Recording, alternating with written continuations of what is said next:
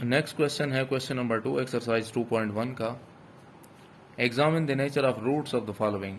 Examine का मतलब ये है कि आपने सिर्फ यहाँ पर बताना है कि रूट्स हमारे जो आएंगे क्वाड्रेटिक इक्वेशन के वो किस तरह के होंगे। गिवन क्वाड्रेटिक इक्वेशन है 3x² - 5x + 1। तरीकाकार वही होगा कि आपने इसको journal form of quadratic equation के साथ पहले कंपेयर करना होगा। सो यहाँ पर x² का कोफिशिएंट 3 है, यहाँ पर a है, सो a = 3 आएगा। यहाँ पर x का कोफिशिएंट -5 है, यहाँ x का कोफिशिएंट b है, सो b = -5 आएगा। यहाँ पर c है और इधर 1 है, सो c = 1। नाउ आपने इन सारी वैल्यूज़ को डिस्क्रिमिनेंट में पुट कर देना होगा b² - 4ac में। तो b² में लगाएंगे आप -5 का स्क्वायर -4, 3 की a की जगह 3 और c की जगह 1।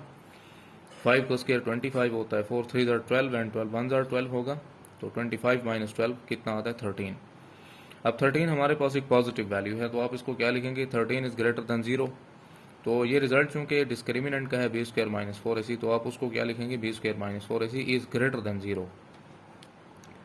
तो हमने केस पढ़े हैं जब b² - 4ac ग्रेटर देन 0 हो, लेकिन वो कोई परफेक्ट स्क्वायर नंबर ना हो। अब 13 परफेक्ट स्क्वायर नंबर नहीं है, तो नेचर ऑफ रूट्स क्या होगी इस क्वाड्रेटिक इक्वेशन की, वो होंगे रूट्स जो आएंगे वो होंगे real and unequal and irrational.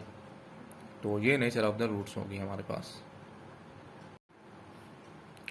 Second part देख लें, 6x² + x - 2 = 0।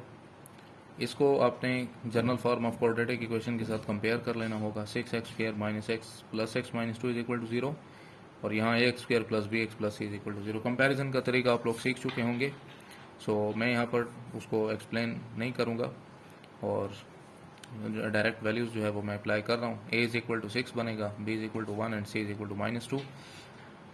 We know that the discriminant is b² - 4ac।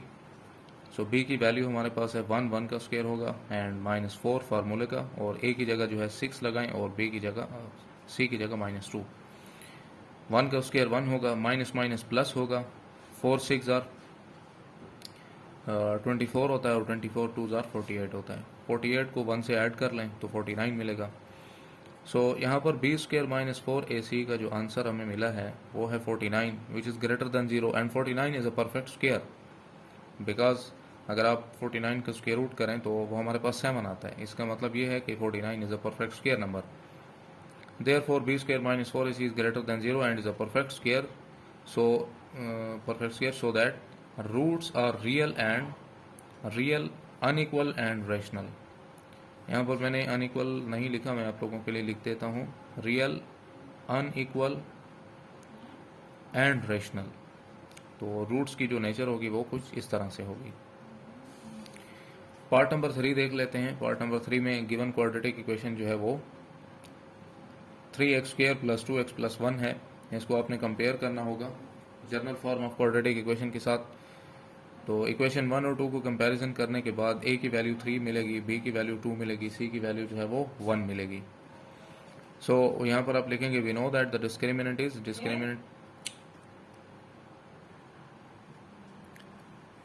Discriminant में आप इनकी वैल्यू लगा लें b² - 4ac।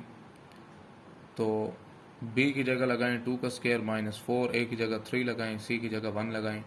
2 का स्क्वायर होता है 4, 4 3 ज़ार 12 एंड 12 1 ज़ार 12 होगा। इन दोनों को आपस में सब्ट्रैक्ट करें तो जवाब आता है -8।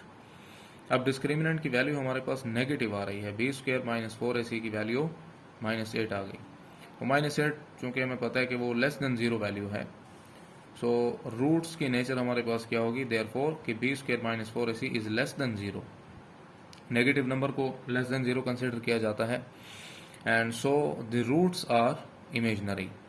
और नेचर ऑफ द रूट्स क्या होंगे, वो इमेजनरी रूट्स होंगे। कहने का मतलब ये है कि उनमें आयोटा पाया जाएगा। क्वेश्चन नंबर 2 जो है वो ख़त्म हो चुका है। उम्मीद है आप लोगों को नेचर ऑफ द रूट्स का ये जो क्वेश्चन था समझ आ गया होगा। Thanks for watching.